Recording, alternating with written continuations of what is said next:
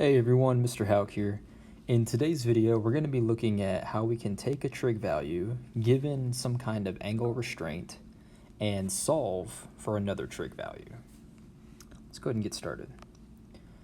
So in trigonometry, given a trig value and a quadrant restraint, we can find all of their trig values. So let's look at this example below. We're given that the cosine of theta is equal to -4/5, where theta is in between 180 degrees and 270 degrees. So if we think about what this means, if we think about theta being between 180 degrees and 270 degrees, that means that we're in quadrant 3. So we are in Q3, quadrant 3. And just a reminder on how the quadrants work, this is quadrant 1, where the x value and the y values are all positive. This is quadrant 2, where the x value is negative, but the y value is positive. This is quadrant 3, where the x and the y values are both negative. And this is quadrant 4, where the x value is positive and the y value is negative. Okay, so we're in quadrant 3, and we know that the cosine of theta is -4/5. But in order to find all our different trig values, we're going to need to know a little bit more information. So let's construct a triangle in this third quadrant. Okay, so we're going to start at the origin. The x-axis is going to be one side of the triangle. Then we have our hypotenuse coming out at the origin there. And notice that our angle theta is going to be right here. The angle theta is always going to be between the hypotenuse and the x-axis, the angle that's created there. And we have our right angle right here. So knowing that the cosine of theta, is -4/5, well, let's remember what cosine is. When we're talking about a right triangle, cosine is the ratio of the adjacent divided by the hypotenuse. So what that means is the hypotenuse is going to be 5 because that's in the denominator, and the adjacent is going to be -4. Now, one of the questions you might be thinking is, well, how do I know the negative is going with the 4 and not the 5? Well, when you think about us being in the third quadrant, we're moving in the negative x direction and then in the negative y direction. So we're going to make sure that our x value here, this 4, which is going in this negative x direction, is negative. So we probably, when you think about it, when we need to find all these other trig values like the secant and the cosecant and the sine and the tangent and all that, we're eventually going to need to know this unknown leg right here. So let's go ahead and solve for the unknown leg. So for the missing leg,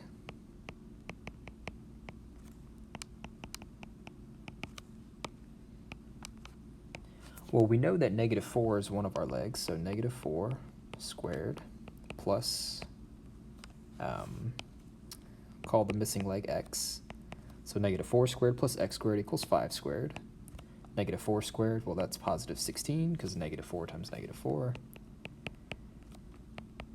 equals 25 there. Subtracting 16 onto the other side, we're going to get that x squared equals 9, which means that x is going to equal 3. Now, understand that this is going to be a -3, just for the same reason that this was a -4. We're moving in the negative x direction, and we're moving in the negative y direction. So we need to make sure that this side is a -3. Now that we have our right triangle complete, we can go ahead and find the other trig values. So let's do that. Other trig values.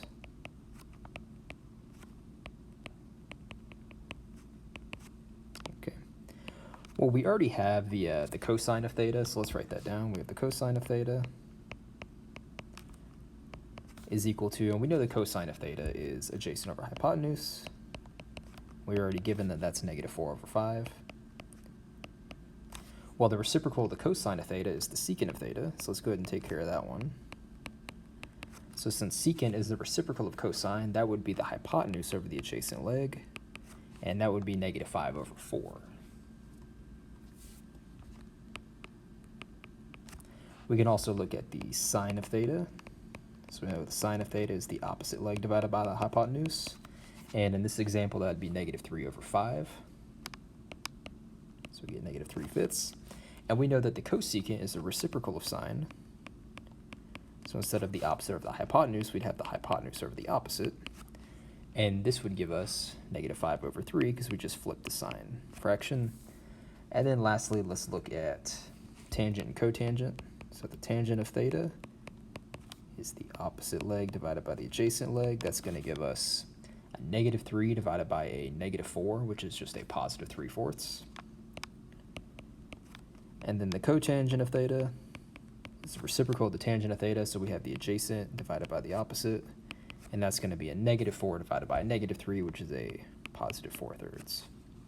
Okay? So let's look at some more interesting examples here.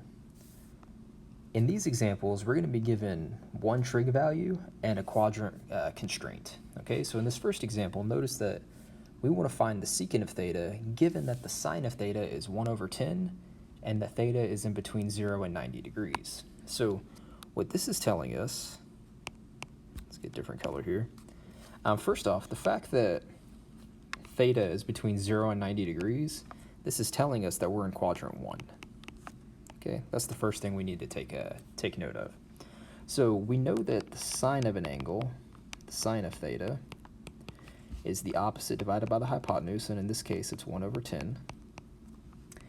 And we know that we're looking for the secant of theta. We know that the secant of theta, well, secant is the reciprocal of cosine. Cosine is adjacent over hypotenuse, so secant is hypotenuse over adjacent. And that's what we're trying to find here. What we're probably going to go ahead and do, though, what we're going to need to do, since we need the hypotenuse, or sorry, we need the adjacent leg, is we're going to need to create a triangle in the first quadrant. So let's go ahead and simulate the first quadrant here. Okay, there's our first quadrant. We know in the first quadrant that x is positive and y is also positive. And if we go ahead and set up a triangle, once again, as in the previous example on the first page of the notes, the angle theta is going to be created from the x-axis and the hypotenuse. Here's our 90-degree angle. And because we were given that the sine of theta is 1/10, we know that 1 is the opposite leg, and we know that 10 is the hypotenuse. So we need to work on finding the adjacent leg to theta. So let's do a little bit of side work here. So for the adjacent leg,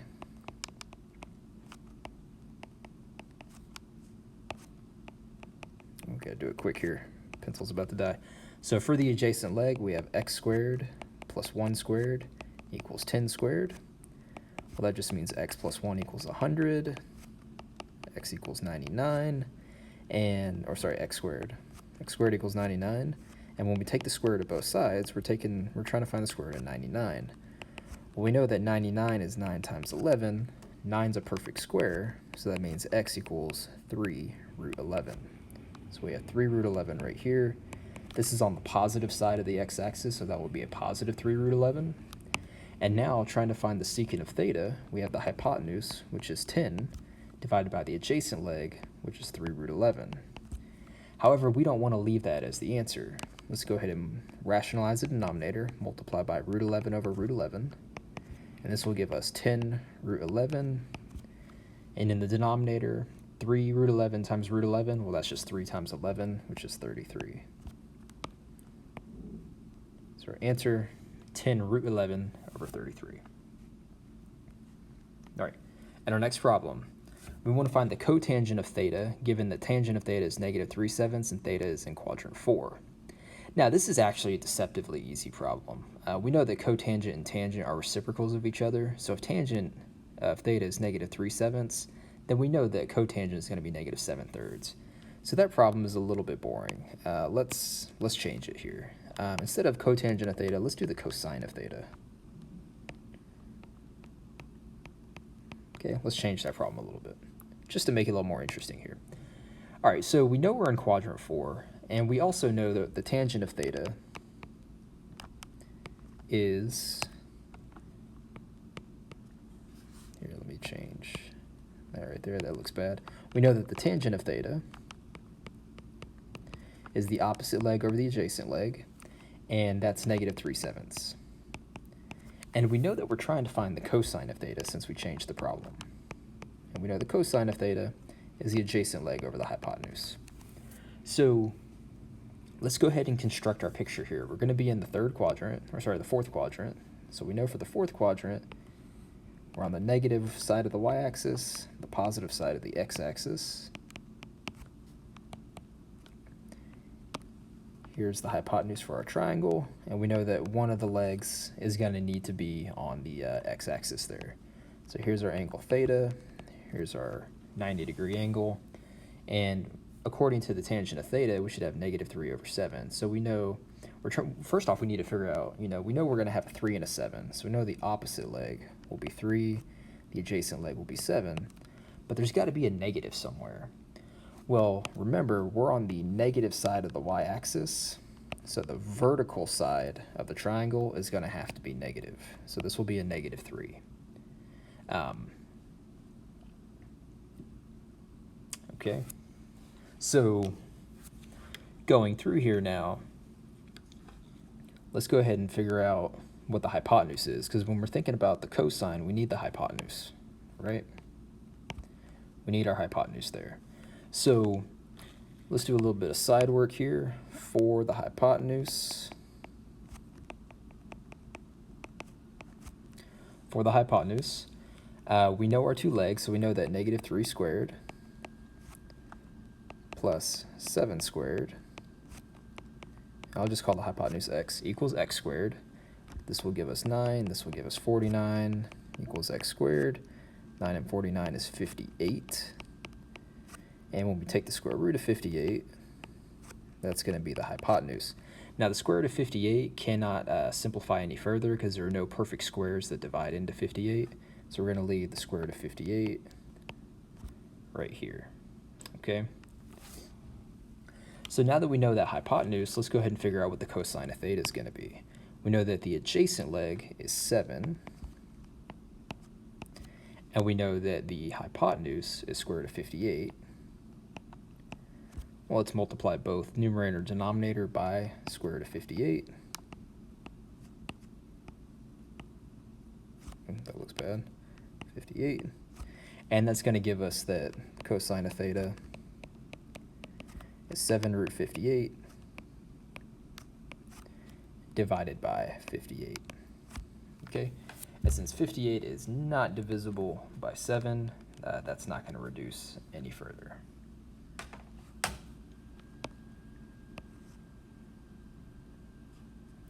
Don't like that. Let's try that again. All right. Let's actually keep it consistent with the other problem there. Just circle the number. Come on. Come on, Mr. Helk. You can do this. Ugh, no. Shape recognition. You're failing me. There we go. 7 root 58 over 58. Okay. Looking at our next example, we want to find the cosecant, given that the cosine of theta is -2/5, and that theta is in between pi/2 and pi. So let's change colors up here. I'll go purple. And pi/2 to pi, well, that tells us that pi is in the second quadrant, right? Pi/2 is at 90 degrees, pi is at 180 degrees, so this must be quadrant 2. We also know that cosine of theta, we know cosine is adjacent over hypotenuse, and we know that that's -2/5, and we're trying to find the cosecant of theta. We know cosecant is the reciprocal of sine, so instead of opposite over hypotenuse, we have hypotenuse over opposite. So let's go ahead and set up a triangle in our third, wow, words are hard, second quadrant.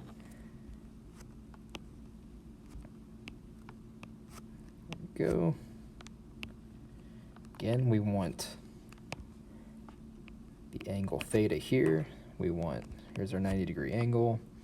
And because the cosine of theta is -2/5, we know the hypotenuse is going to be 5. And since we are on the negative side of the x-axis, we know we're going to have a -2 right there. Now to find the cosecant, we're going to need to find the opposite leg to theta. So we know we're going to need to find this little piece right here.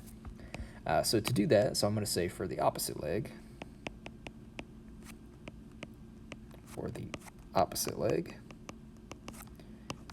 well, we know that -2 squared plus whatever that opposite leg squared is, I'm going to call it x, equals 5 squared.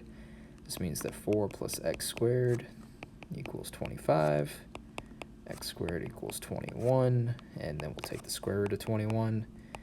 Now, square root of 21 is not going to simplify any further, so that's what we're going to have right here.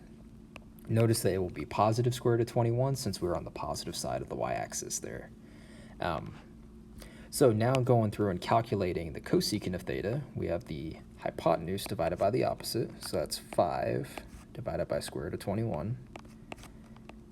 Multiply both the numerator and denominator by square root of 21, and this will give us 5 root 21 over 21, which cannot simplify any further than that. Don't like that. Let's try again. Don't like that either. Let's try this again. That's better. We'll go with that. For some reason, I like the little shading that it does inside the box when you complete it. All right. In our last example problem here, we're going to find the cosine of theta, given that cosecant of theta is 3/2, and that theta is between pi over 2 and pi. So once again, notice here that theta being between pi over 2 and pi puts us right into quadrant 2 once again. We know that the cosecant of theta this time, cosecant of theta is, well, first off, we know the cosecant is hypotenuse over opposite. It's reciprocal of sine. So we know it's 3/2. And we were trying to find, this time, the cosine of theta. And we know cosine is adjacent over hypotenuse.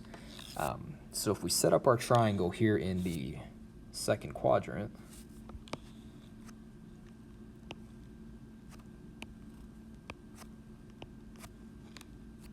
okay, so here's our triangle. There's our 90-degree angle. There's our angle theta.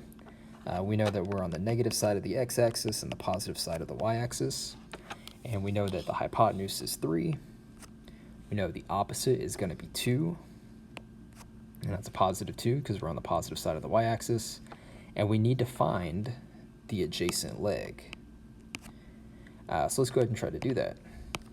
We know with Pythagorean's theorem, so now we're trying to find the adjacent leg.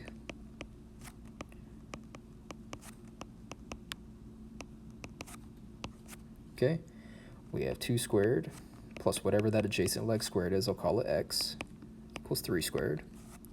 This gives us 4 plus x squared equals 9. Subtract the 4, you get x squared equals 5. So x equals the square root of 5. Okay, now notice that this adjacent leg is on the negative side of the x-axis. So this is going to have to be a negative square root of 5, not a positive square root of 5. Very important we realize that.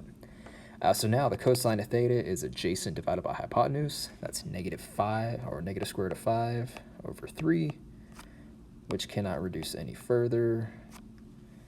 And that's that.